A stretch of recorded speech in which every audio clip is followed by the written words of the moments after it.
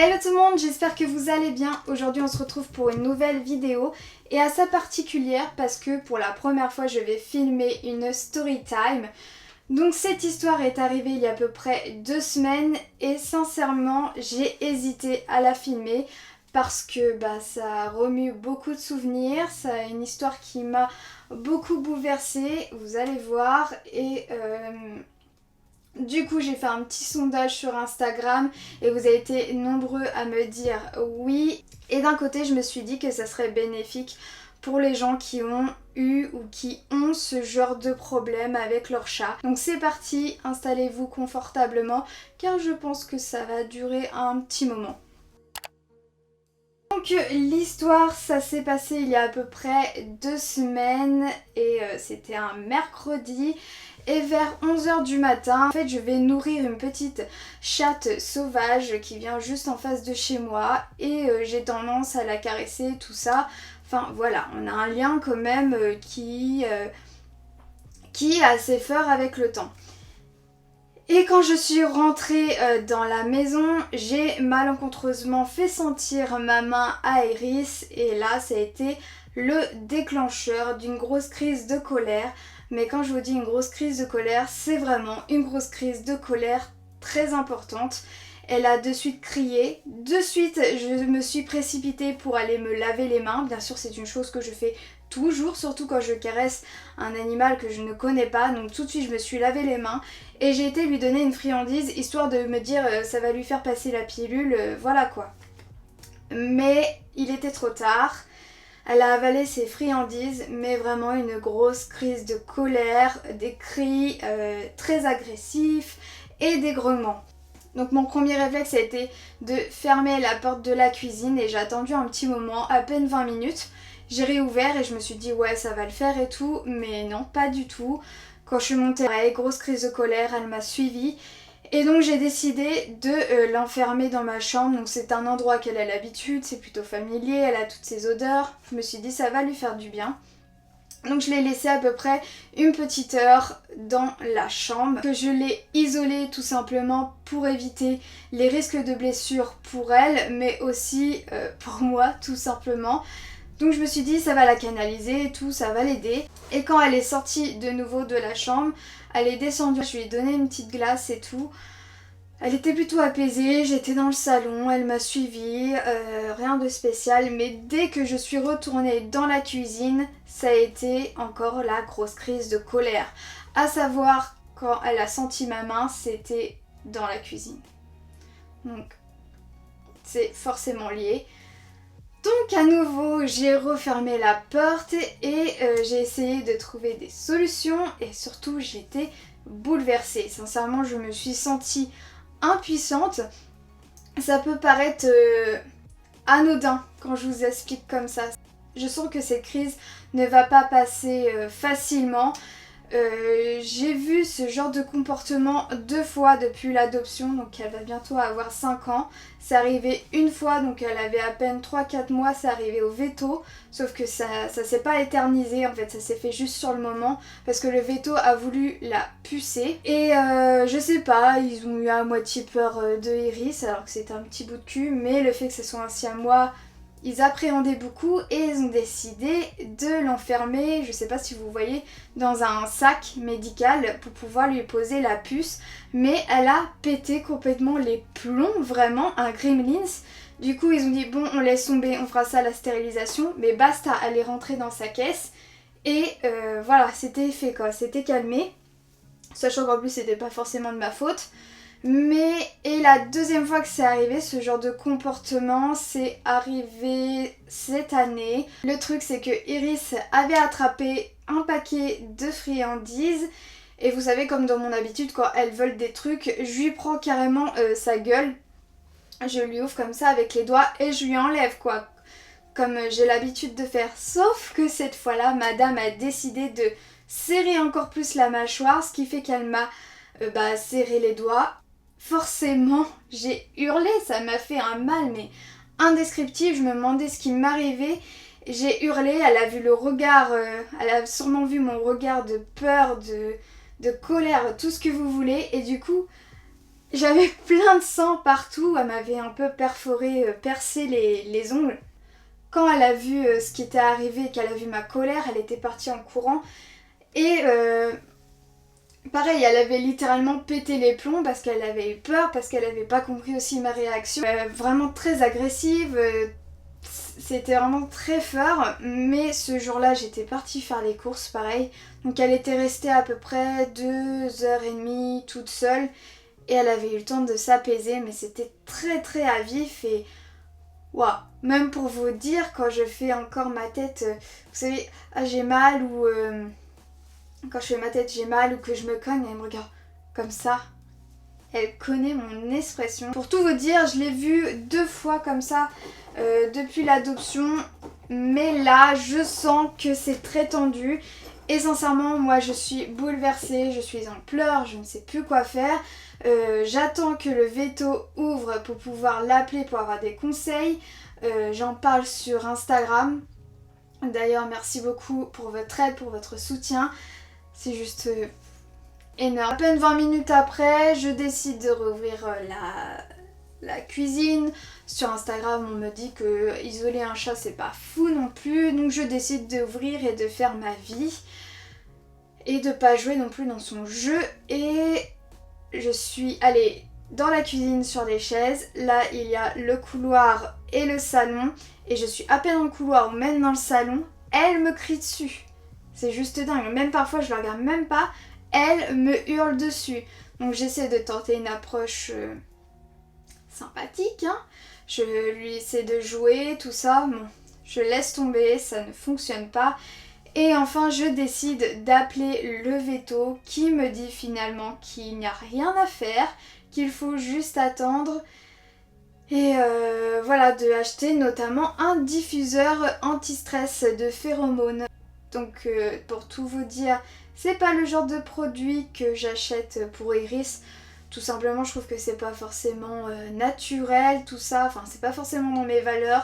Mais là, je suis en détresse et je veux juste trouver des solutions, sachant que je me sens complètement impuissante et je culpabilise à mort, ça c'est clair. Vous savez même pas à quel point je culpabilise, combien je me sens impuissante.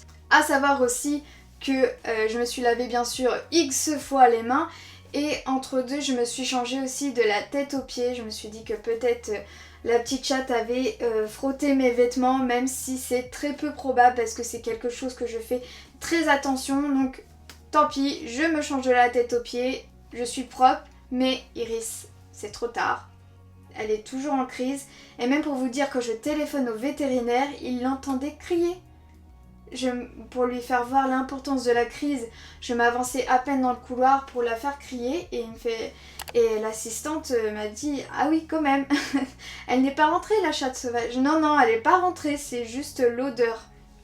Après, un petit détail, c'était 2 jours avant, mon frère est venu avec son chat. Est-ce que c'est un peu l'accumulation, vous savez, de tout ça? Pourtant, elle n'a pas fait de crise de colère quand il était là ou quoi, elle l'a toléré. Enfin, vous savez, elle l'a toléré quoi, petit crachat et tout, c'était la 2e fois qu'elle voyait. Bien sûr, on avait tout nettoyé après son départ. Mais là, juste une simple odeur. Je décide d'aller partir faire les courses en même temps et d'acheter ce diffuseur anti-stress.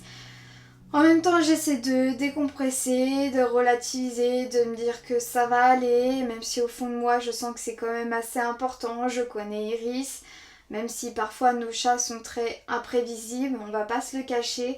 Mais là, je sens que c'est hard. C'est très hard et moi aussi, au fond de moi, je le sens. À ce moment-là, il y a quelques semaines avant, je me sens un peu stressée, je me mets beaucoup en question, j'ai des déceptions, j'ai des colères, vous savez, plein de sentiments qui font que j'ai une boule à l'intérieur de moi. Et l'avoir crié de cette façon, en fait j'avais l'impression que c'était le reflet de tout ce que j'avais sur le cœur. C'est bête à dire, mais Iris c'est vraiment une éponge émotionnelle fois 100 000. Et ça je le sais depuis le début, que je dois prendre soin de moi pour qu'elle se sente bien. Et j'avais l'impression que cette colère, que cette agressivité, c'était tout simplement le reflet de moi à l'intérieur et ça m'a encore plus bouleversée à un point. Je dirais pas que je m'en suis libérée totalement, mais ça m'a fait prendre conscience que ça me pesait vraiment très fort sur le cœur et j'étais bouleversée et pendant toute cette journée, j'ai beaucoup pleuré et voilà, je me suis sentie impuissante, je me suis sentie fatiguée. Voilà, donc je reviens, je suis partie un peu loin là, mais du coup je reviens des courses et madame est devant la porte, elle m'attend. Je l'ai pas du tout isolée pendant ces 2h30, même voire 3 heures, j'ai dû partir 3 heures. Donc elle a fait sa petite life et tout, donc elle m'attend devant la porte. Donc je fais pas trop attention et là dès que je range les courses dans la cuisine, forcément dans le frigidaire, c'est à nouveau la grosse crise de colère, donc je ne la calcule pas. Et on décide de faire du ménage, de nettoyer dans la cuisine pour remettre un petit peu les odeurs à zéro. Donc elle reste dans l'escalier, elle observe, mais c'est très tendu, il n'y a aucune approche envers moi, ou si elle me voit, c'est qu'elle crie, c'est qu'elle hurle. Donc c'est très dur à encaisser. En même temps, j'en profite pour brancher le diffuseur dans la chambre, c'est un endroit où elle passe beaucoup de temps, donc je décide de le brancher. Et le soir, je me suis dit je vais pas la faire manger dans la cuisine parce que je sens que c'est un endroit qui la stresse beaucoup et du coup je l'ai fait manger dans la chambre. Et là j'ai fait la grave erreur de la mettre, la gamelle, son liquide mat, au milieu de la chambre, dans le passage. Je pense que dans ces moments-là de crise, il faut surtout mettre la gamelle en hauteur et dans une pièce où forcément on ne circule pas à ce moment-là. Voilà, on apprend de ses erreurs et là c'était encore la grosse crise de colère. D'ailleurs je vais vous mettre une vidéo de ce passage-là parce que le seul moment de la journée où j'ai filmé vraiment la crise, de 1 parce que j'étais bouleversée, j'avais pas forcément envie de le faire voir, je me suis dit que ça allait passer. Mais là je sentais que ça allait pas encore passer, donc j'ai filmé pour faire voir sur Instagram. Je n'ai pas regardé à nouveau cette vidéo parce que ça me brise le cœur à un point, vous savez même pas. Cette vidéo est vraiment très surprenante. J'ai eu quand même pas mal de réactions sur Instagram où là vous avez vraiment pris conscience de la situation.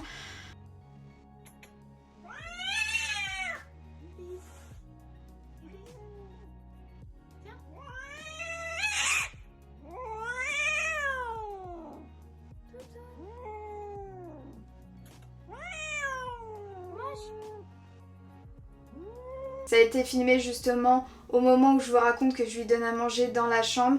Donc elle s'est mise carrément sous le lit et du coup je lui ai approché sa gamelle pour qu'elle puisse manger. Et le soir évidemment je me redouche à nouveau et là je décide carrément de me relaver les cheveux même si je me suis lavé les cheveux la veille.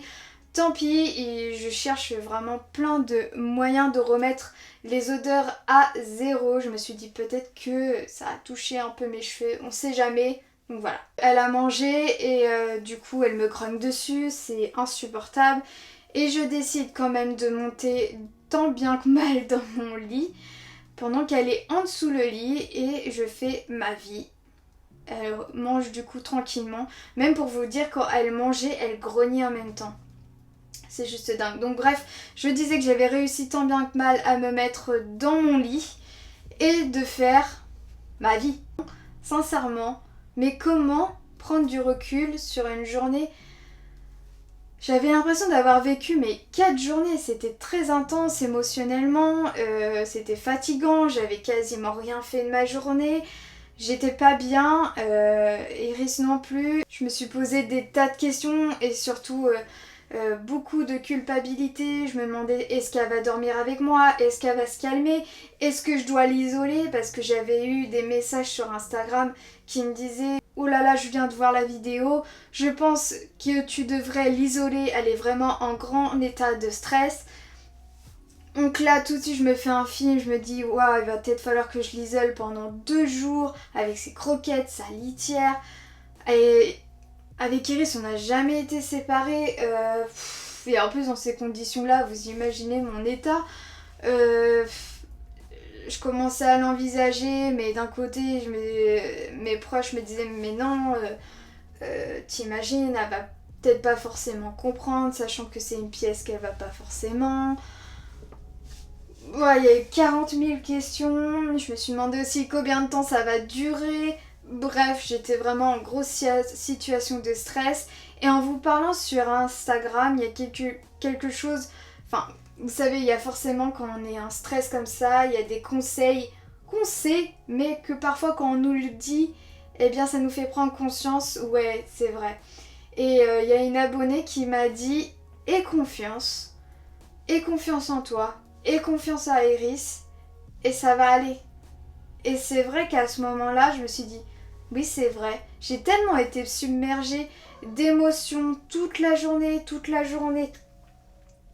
que je me suis sentie impuissante, que j'ai beaucoup culpabilisé, que toutes mes émotions se sont multipliées, que je me suis dit oui c'est vrai, je devrais faire confiance à Iris, je devrais me faire confiance et ça va s'arranger, ça va s'arranger.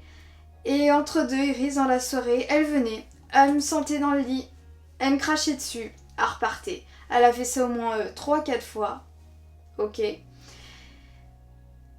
Pendant cette journée, elle a quasiment pas dormi. Bon, ça arrive que des fois, quand je suis beaucoup active à la maison et tout, Iris ne dort pas beaucoup. C'est comme ça, elle me suit, elle est curieuse, elle regarde. Mais là, dans cette situation-là, stressée et tout, elle n'a quasiment pas dormi et je pense que ça n'aide pas du tout. Et c'est que vers 23h, j'avais replié ma couette comme elle aime. Et c'est que vers 23h qu'elle est venue se poser au bout du lit, c'est-à-dire 12 heures après la crise, elle est venue se poser au bout du lit. Pour moi, c'était un soulagement. Je me suis dit, waouh, elle vient quand même.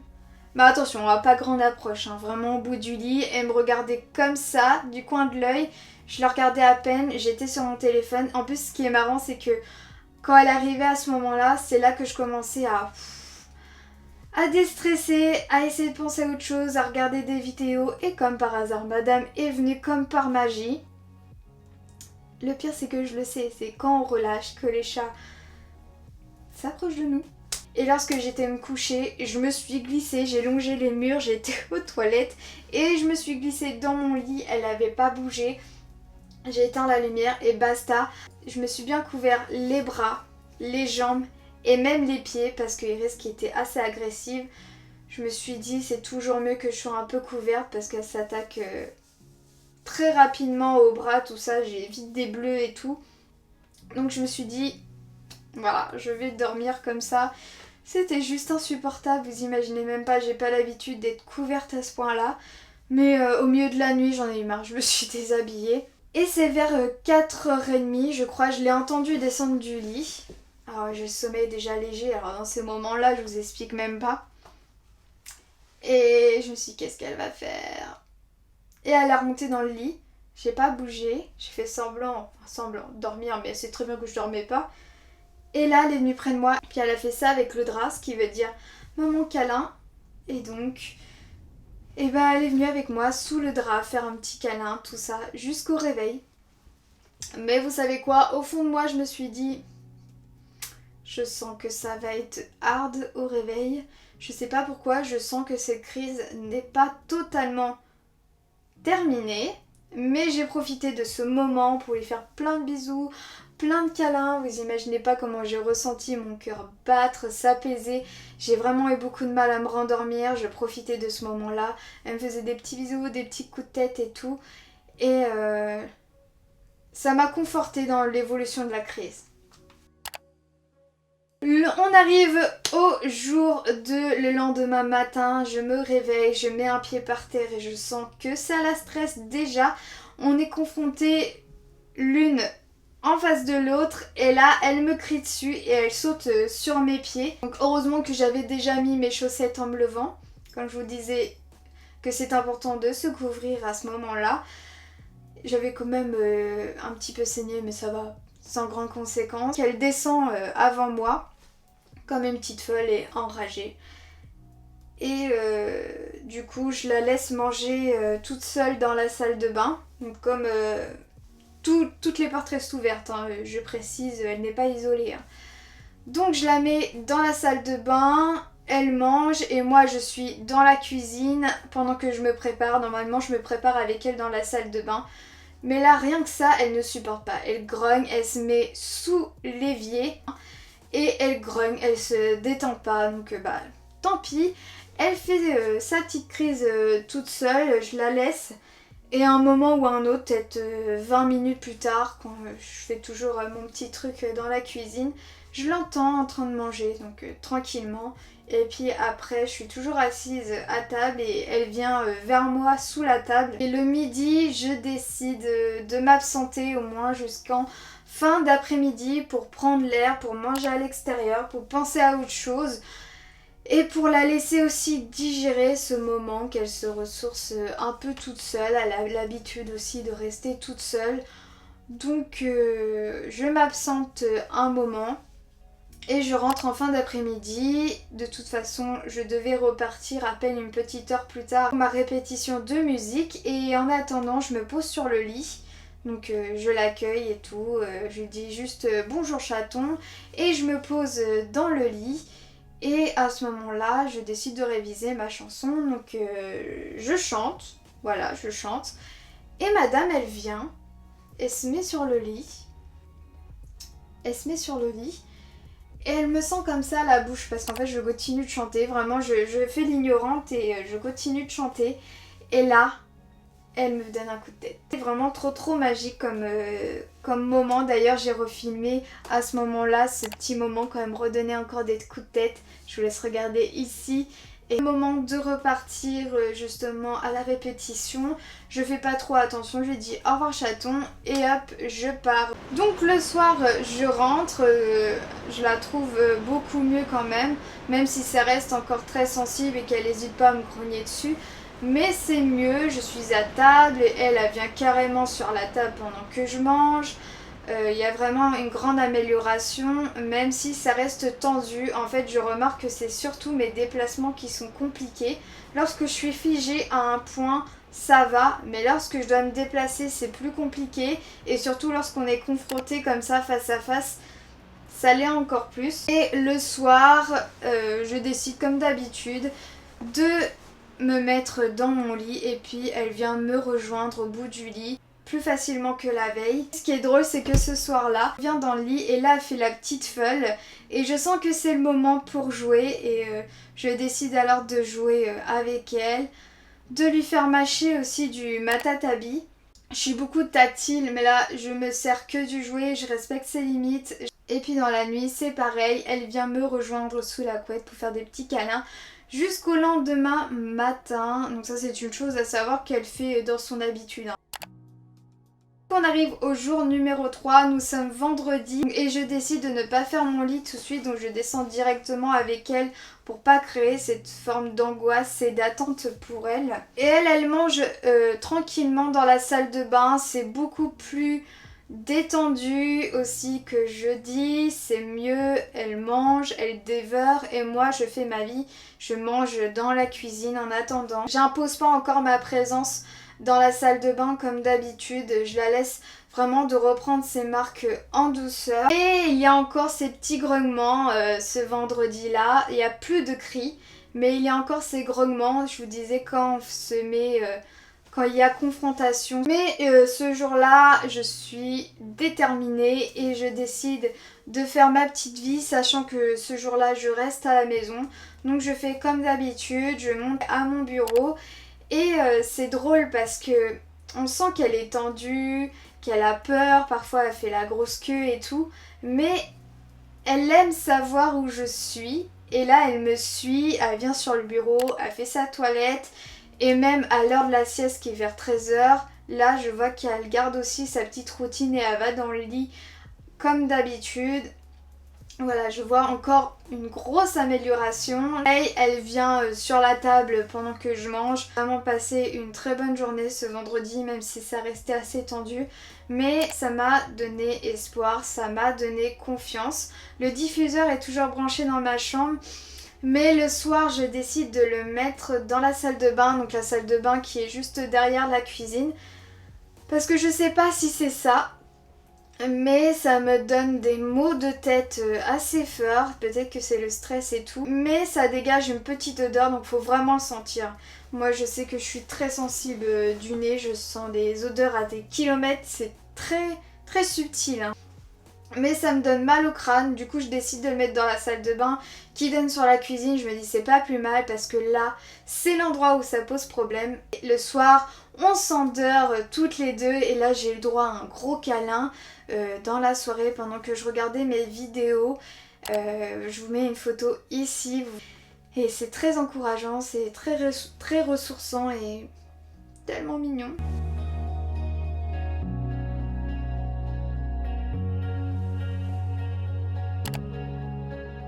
Le jour 4, nous sommes samedi. Là, je sens que le matin, lorsque je mets un pied par terre, c'est encore mieux. Je la sens beaucoup plus apaisée et surtout beaucoup plus normale. Elle commence à miauler comme elle fait dans son habitude pour me réclamer ses croquettes. Et ce qui est bizarre, c'est... Elle a encore cette crainte, hein, bien sûr. Mais vous savez, les chats, quand ils ont faim et qu'ils sont contents, ils ont vraiment la queue qui frétille comme ça, bien en hauteur. Là, elle faisait ça avec la grosse queue en même temps. Donc elle était contente, mais en même temps c'était genre attends, doucement. Elle est beaucoup plus détendue dans la cuisine. Est-ce que c'est le diffuseur ou juste une amélioration? On va dire que c'est, je pense, un peu des deux. Sachant que le diffuseur, faut quand même attendre un certain moment pour que ça fasse son effet. Et il y a toujours ces confrontations qui sont un peu compliquées et notamment dans les escaliers. Si on monte toutes les deux, ça va. Si moi je veux monter et elle qu'elle veut descendre, c'est plus compliqué. Donc soit je l'ignore et je passe et voilà, ou alors je fais demi-tour et je fais genre je cherche autre chose en attendant qu'elle s'en va. Et puis pendant cette matinée, je décide de faire des petites bricoles à la maison, notamment de changer les draps de mon lit. Je me suis dit que ça serait bénéfique, je pense. Vous savez, les chats, ils dégagent tellement d'odeurs, tout ça. Elle a eu pas mal de stress ces moments-là, et puis moi aussi. Donc je me suis dit, je vais changer les draps. Elle a fait un petit peu la folle quand je changeais les draps comme d'habitude. Vu que c'est tendu dans la cuisine, je décide de mettre, de vaporiser de l'herbe à chat. Donc attendez, je l'ai le petit truc. Un spray d'herbe à chat sur les chaises pour lui donner une odeur plutôt familière et zen et tout. Donc je décide de m'absenter l'après-midi. Je lui laisse tous ses petits jouets, ses petits coussins d'herbe à chat, ses petits coussins à la valériane et tout pour la détendre. Bien sûr, je peux la regarder avec ma caméra à distance et je voyais que elle en profitait pour bien se reposer dans le lit. Et lorsque je suis rentrée à la maison, c'était encore mieux, elle était beaucoup plus apaisée. J'ai réussi à la manipuler dans la cuisine, il n'y a pas eu de grouillement, il n'y a pas eu de cris. Ce soir-là, rien du tout. Et le jour numéro 5, nous sommes dimanche. Et là, ça a été une très bonne journée pour nous. Je me suis beaucoup ressourcée avec Iris. Pas de grognement, pas d'agressivité, pas de cris. Vraiment une très bonne journée. On a été très pot de colle, on a regardé nos vidéos. Elle me suit partout, elle me fait des gros câlins. Et même dans la cuisine, il n'y a pas de problème. Je sens que le plus dur est derrière nous. Dans quelques jours, ça fera 2 semaines que cette crise est arrivée et il y a encore un petit peu de traumatisme, hein. Je le ressens que c'est pas totalement ok, mais on est sur une très nette amélioration. Ce qui est étrange, c'est vrai que c'était bizarre qu'elle réagisse comme ça par rapport juste à une odeur. Je rappelle que c'est juste une odeur qui a déclenché tout ça. Pourquoi ? Je ne sais pas, on ne sait pas ce que peut cacher ces odeurs, sachant que c'est une chatte sauvage, donc est-ce que déjà son odeur est plus forte? Forcément, est-ce que ça délivre certains messages? Peut-être bien, peut-être est-ce que ça parlait de moi aussi? Je ne sais pas, mais la réaction d'Iris qui est très exagérée, je pense, surtout parce qu'elle a eu peur, parce qu'elle ne comprenait pas.